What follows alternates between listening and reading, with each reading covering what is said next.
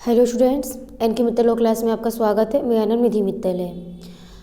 अभी इसका part first इस एक्ट का हम पहले भी पढ़ चुके हैं। आज हम इस एक्ट का पार्ट सेकंड के बारे में बात करेंगे।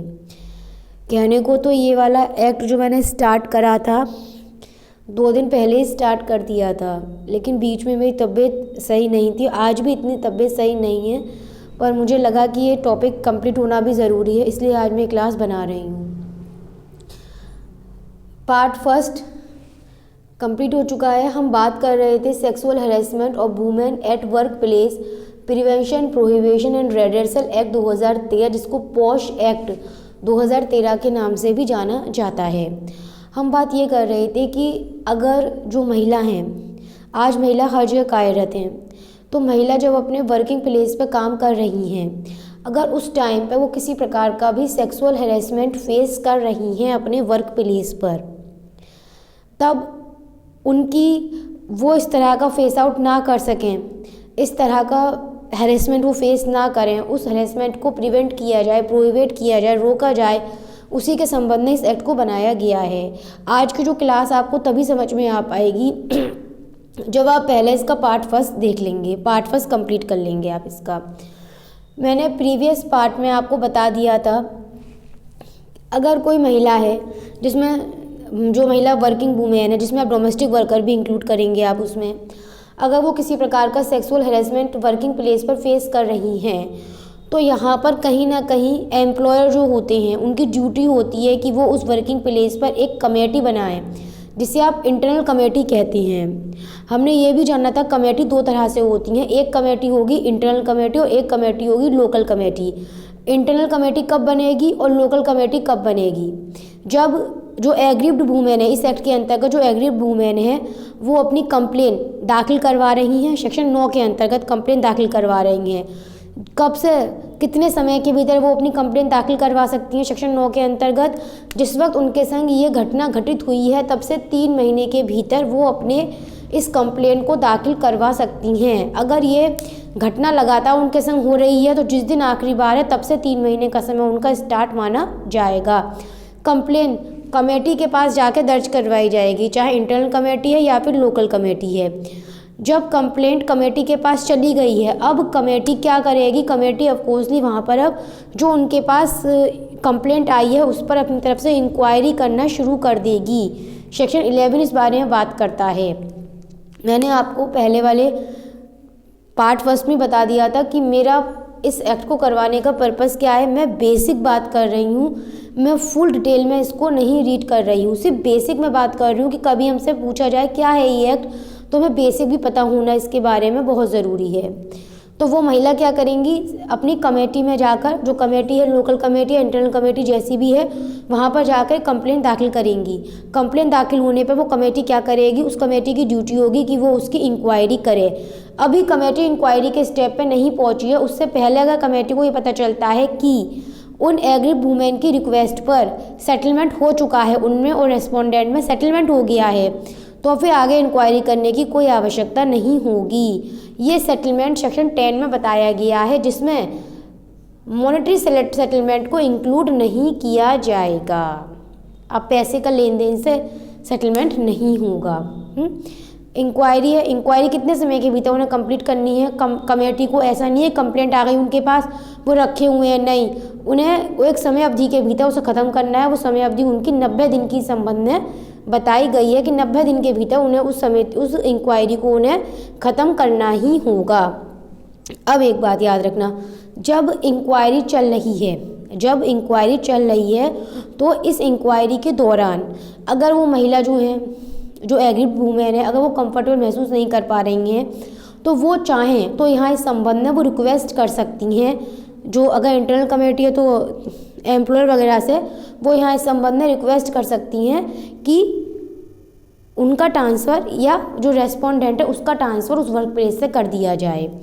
हो सकता है वो यहाँ पर अवकाश भी प्राप्त कर सकती हैं, जो कि 3 महीने का उनको दिया जा सकता है, या कोई भी अन्य रिलीफ जो उनको सही लगता है उनके लिए उन्हें प्रदान किया जा सकता है जब तक ये प्रोसीडिंग चल रही है उस दौरान। और इस बारे में कहाँ बताया गया है? सेक्शन 12 के अंतर्गत इस बारे में बताया गया है कि वो ट्रांसफ़र खुद का ले सकती हैं या रेस्पोंडेंट के ट्रांसफ़र की बात कह सकती हैं। 3 महीने का अवकाश ले सकती हैं या अन्य कोई भी रिलीफ इस संबंध में जो उन्हें सही लगता है उनके द्वारा इसमें वो रिलीफ वहाँ पर प्राप्त किया जा सकता है। कंप्लेंट कब दाखिल हुई? सेक्शन 9 में कंप्लेंट दाखिल हो गई। जब कंप्लेंट हो गई, अगला स्टेप हो गया इंक्वायरी का। इंक्वायरी 90 दिन के भीतर पूरी करनी है। अब इंक्वायरी हो गई, अब इंक्वायरी के बाद क्या आएगा? इंक्वायरी का रिजल्ट आएगा। सेक्शन 13 के अंतर्गत बताया गया है इंक्वायरी रिपोर्ट। जब इंक्वायरी हो गई तो इंक्वायरी की रिपोर्ट आएगी। इंक्वायरी की रिपोर्ट अब जब इंक्वायरी की रिपोर्ट आएगी तो यहाँ पर भी कहीं ना कहीं एक ड्यूटी एराइज की गई है कमेटी के ऊपर, इंटरनल कमेटी और लोकल कमेटी के ऊपर। जब आपने इंक्वायरी कर ली तो अब आप अपनी इंक्वायरी की रिपोर्ट 10 दिन के भीतर क्या करेगी ये ड्यूटी इन पर? आपने इंक्वायरी कर ली, अब आप अपनी इस इंक्वायरी की रिपोर्ट 10 दिन के भीतर जो एम्प्लॉयर था उसको या जो डिस्ट्रिक्ट ऑफिसर है उनको देंगे और उसकी एक रिपोर्ट की प्रतिलिपि दोनों पार्टीज़ को प्रोवाइड करवाई जाएगी। अब इंक्वायरी की रिपोर्ट आई है, रिपोर्ट 2 भागों में आएगी। पहला, या तो वो रिपोर्ट में ये बता देंगे अपनी कि भाई कोई आरोप साबित नहीं हो रहा, जो आरोप वगैरह लगाए गए हैं, जो कंप्लेंट की गई हैं सब निराधार हैं, कोई हमारी जांच में ऐसा कुछ पाया नहीं गया है। एक सिंपल सा ये कह देंगे। या फिर अगर वो ये कहते हैं कि नहीं भाई जांच का आधार है, अगर वो क्या कह रहे हैं अपनी रिपोर्ट में कि जांच का आधार है यहाँ इस संबंध में, और इस बात की वो अपनी रिपोर्ट एम्प्लॉयर को या जो डिस्ट्रिक्ट ऑफिसर होंगे उनको प्रोवाइड करवाएंगे। वो अपनी इस रिपोर्ट में क्या बताएंगे कि जो महिला है उनको कंपनसेशन वगैरह यहाँ पर इस संबंध में दिए जाने की रिकमेंडेशन की जाएगी। जब ये इंक्वायरी रिपोर्ट एम्प्लॉयर को या फिर डिस्ट्रिक्ट ऑफिसर को प्राप्त होगी तब उसके 60 दिन के भीतर वो अपनी कार्रवाई यहाँ पर इस संबंध में शुरू करेंगे। जो इसमें कंपनसेशन दिलवाया जाएगा, सेक्शन 15 के अंतर्गत बात हो रही है कंपनसेशन को लेकर। तो एग्रीड वुमेन को जब कंपनसेशन दिलवाया जाता है तो वो किस आधार पर दिलवाया जाएगा? सेक्शन 15 में उसके आधार बताए गए हैं। वहाँ पर देखा जाएगा कि उनको फिजिकली और मेंटली कितना लॉस हो रहा है, यहाँ पर उनको जो ट्रॉमा पहुँचा है, मानसिक जो ट्रॉमा उन्हें पहुँचा है इस हैरेसमेंट की वजह से उनके एक अच्छा एक कैरियर चल रहा था, वो कहीं ना कहीं अपॉर्चुनिटी वगैरह जो है उसकी लॉस हो रही हैं। अब उन्हें किस प्रकार का मेंटल या फिजिकल ट्रॉमा पहुंचा है, कैरियर अपॉर्चुनिटीज़ क्या लॉस हो रही हैं, कितना ट्रॉमा उन्हें पहुंचा है, कितना पैसा वगैरह इस संबंध में चिकित्सा वगैरह में उनके मेडिकल ट्रीटमेंट में पैसा खर्च हुआ है, जो रेस्पोंडेंट है उसकी खुद की कितनी इकोनॉमिकल कंडीशन है उसको ध्यान में रखते हुए, यहाँ पर इन बातों को ध्यान में रखते हुए उन्हें कंपनसेशन प्रोवाइड करवाया जाएगा। ये कंपनसेशन हो सकता है एक मुश्त राशि एक बार में या फिर इंस्टॉलमेंट में भी उनको दिलवाई जा सकती है। तो यहाँ पर इन बातों को तय किया जाएगा इस संबंध में। सबसे पहले यहाँ पर ये देखा जाएगा जब इंक्वायरी रिपोर्ट आ रही है तो यहाँ अगर ये पता चलता है कि हाँ उसके खिलाफ आरोप तय हो रहे हैं, कमेटी ये रिकमेंडेशन अगर बना के भेज रही है तो उसके खिलाफ उसको पनिशमेंट या कैसे करा जाएगा उस रेस्पोंडेंट को। तो अगर सर्विस रूल वगैरह उनके लिए कुछ बने होंगे तो सर्विस रूल को प्रोवाइड किया जाएगा, अदरवाइज जो लॉ के अंतर्गत जो रूल्स वगैरह प्रोविज़न वगैरह दे रखे हुए होंगे उनको फिर फॉलो किया जाएगा इसमें। लेकिन यहाँ पर एक सेक्शन और है, सेक्शन 14, जो हमें पता होना चाहिए। कई बार इसमें ये बताया गया है सेक्शन 14 में कि कई बार ऐसा पता चलता है, ऐसी जानकारी प्राप्त होती है कि जो एग्रीड वुमेन हैं उनके द्वारा जो कंप्लेंट दाखिल करी गई है वो फॉल्स है, वो मैलिशियस कंप्लेंट है और फॉल्स एविडेंस के उस पर दाखिल करी गई है। कई बार ऐसा हो जाता है, बहुत से ऐसे चांसेस पर जाते हैं कि ये पता चलता है कि जो कंप्लेंट आई है एग्रीड वुमेन की तरफ से वो फॉल्स मैलिशियस कंप्लेंट है और फॉल्स एविडेंस पर बेस है। तब यहाँ पर क्या किया जाएगा, तब ऐसे में उस महिला के खिलाफ भी कार्रवाई की जाएगी, जो उनका सर्विस रूल होंगे उसके अकॉर्डिंग या जो भी वहाँ पे प्रोविजंस होंगे उनको फिर फॉलो इसमें किया जाएगा। जो भी व्यक्ति उनकी इस संबंध में सहायता कर रहा है फॉल्स एविडेंस वगैरह देने में भी, जो विटनेस बन रहा है फॉल्स एविडेंस वगैरह का भी, उसको भी संबंध में दंडित किया जाएगा इसमें। तो सबसे पहले हमने क्या बात करी, आपने एक कंप्लेंट दाखिल कर दी है, कंप्लेंट दाखिल होने के बाद इंक्वायरी हो रही है, इंक्वायरी 90 दिन के भीतर पूरी कर दी जाएगी। उस इंक्वायरी के दौरान अगर वो एग्रीड वुमेन चाहती हैं तो उनकी रिक्वेस्ट पर उनको ट्रांसफ़र भी किया जाएगा, उनको या रेस्पोंडेंट को 3 महीने का हॉलीडे है या अदर कोई रिलीफ भी उनको दिया जा सकता है इंक्वायरी के दौरान। कंप्लेंट आई, कंप्लेंट की इंक्वायरी हुई, इंक्वायरी की रिपोर्ट आनी है, इंक्वायरी 90 दिन के भीतर पूरी कर दी जाएगी। इंक्वायरी की जो रिपोर्ट आएगी उसके आधार पर काम किया जाएगा।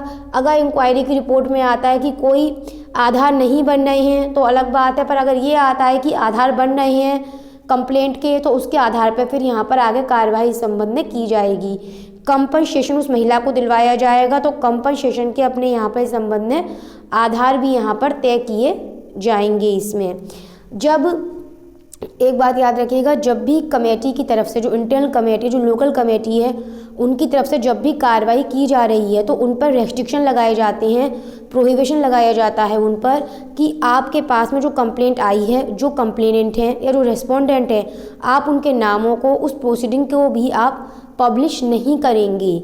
और ऐसी रोकथाम, ऐसी प्रोहिबिशन उन पर सेक्शन 16 के अंतर्गत लगाई गई है। प्रोहिबिशन ऑफ पब्लिशन और making known content of complaint and inquiry proceeding.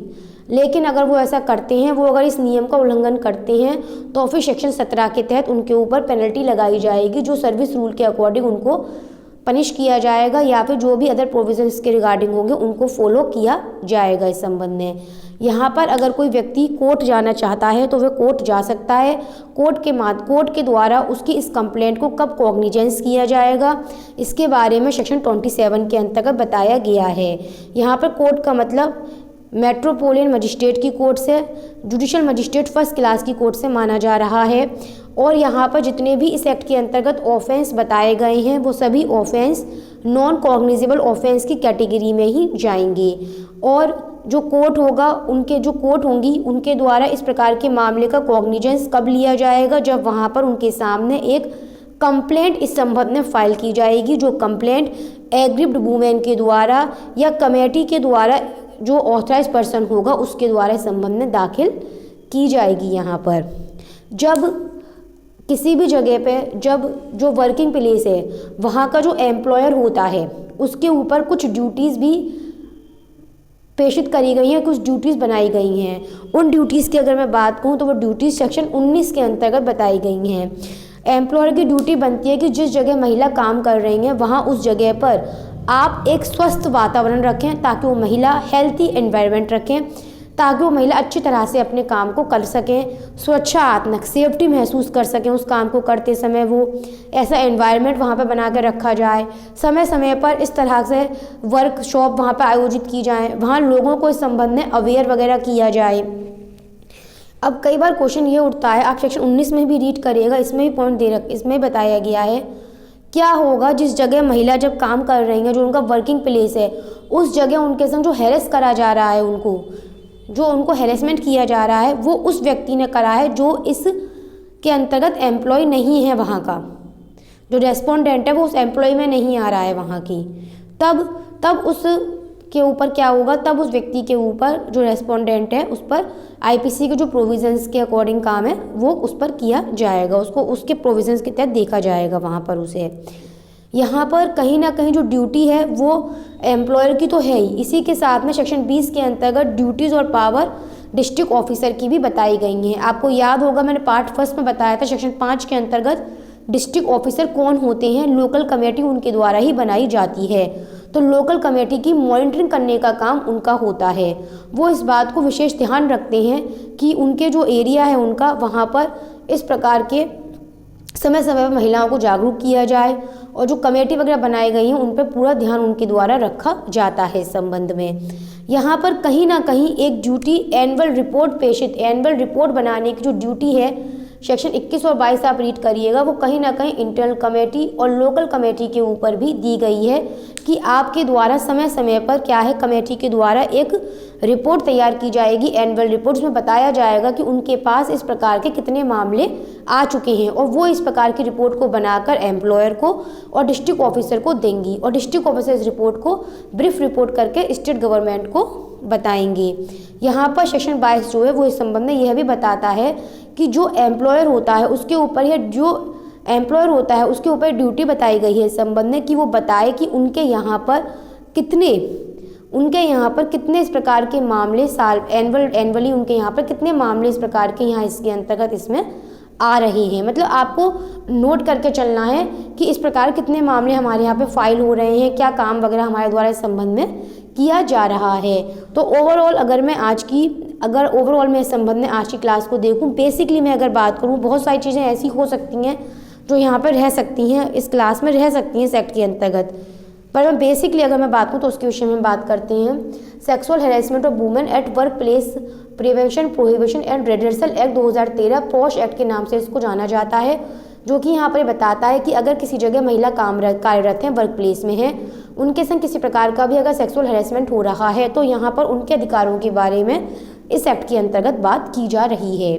यह अधिकार उन महिलाओं को, सबसे पहले तो इस एक्ट के अंतर्गत बताया गया है कि सेक्सुअल हैरेसमेंट क्या है, वो एग्रीव्ड वुमेन कौन है, वो वर्क प्लेस कौन सा है, वो एम्प्लॉयर कौन होगा इस संबंध में, रेस्पोंडेंट कौन माना जाएगा इसके अंतर्गत, वहाँ पर कमेटी को बनाया जाएगा। तो कमेटी, इंटरनल कमेटी कब बनेगी, लोकल कमेटी कब बनाई जाएगी, डिस्ट्रिक्ट ऑफिसर कौन होते हैं इस संबंध में, उन जो एग्रीव्ड वुमेन होंगी उनके द्वारा कंप्लेंट कहाँ दाखिल की जाएगी, कंप्लेंट कितने समय के भीतर दाखिल की जाएगी, क्या उनके द्वारा कोई सेटलमेंट भी किया जा सकता है, किस प्रकार के सेटलमेंट को इसमें इंक्लूड नहीं माना जाएगा, लेकिन जब कंप्लेंट दाखिल कर दी जाएगी तो किस प्रकार की इंक्वायरी की जाएगी, इंक्वायरी के लिए टाइम पीरियड होता है, कितने समय के भीतर इंक्वायरी कंप्लीट कर ली जाएगी, इंक्वायरी के दौरान भी क्या कोई कार्रवाई की जा सकती है, कोई एक्शन लिया जा सकता है, अगर हाँ तो किस प्रकार का एक्शन लिया जाएगा इस संबंध में, इंक्वायरी की रिपोर्ट आएगी तो उसका रिजल्ट क्या निकल के सामने आएगा, अगर ये पता चलता है कि मैलिशियस कंप्लेंट है तब उस पर क्या एक्शन लिया जाएगा, उस एग्रीव्ड वुमेन के लिए जो कंपनसेशन बांधा जाता है उस कंपनसेशन के आधार क्या रखे जाएंगे,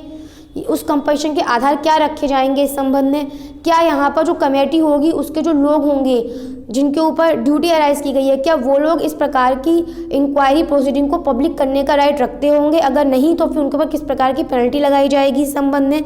यहाँ पर कोर्ट का मतलब, कोर्ट का तात्पर्य किस प्रकार कोर्ट से माना गया है यहाँ पर इस संबंध में, इस एक्ट के अंतर्गत बताए गए ऑफेंस किस प्रकार की कैटेगरी के ऑफेंस में जाएंगे। कोर्ट यहाँ इस एक्ट के अंतर्गत जो कंप्लेंट आएगी उसको कब यहाँ पर इस संबंध में वो संज्ञान में लेंगी। तो बहुत सारी बातें इस एक्ट के अंतर्गत हमें जानने को मिल रही हैं, और आज मेरी तरफ से ये बेसिक एक्ट जो है, अब मेरी तरफ से बेसिक बातें जो हैं इस एक्ट के अंतर्गत वो यहाँ पे आज कंप्लीट होती हैं। Thank you so much.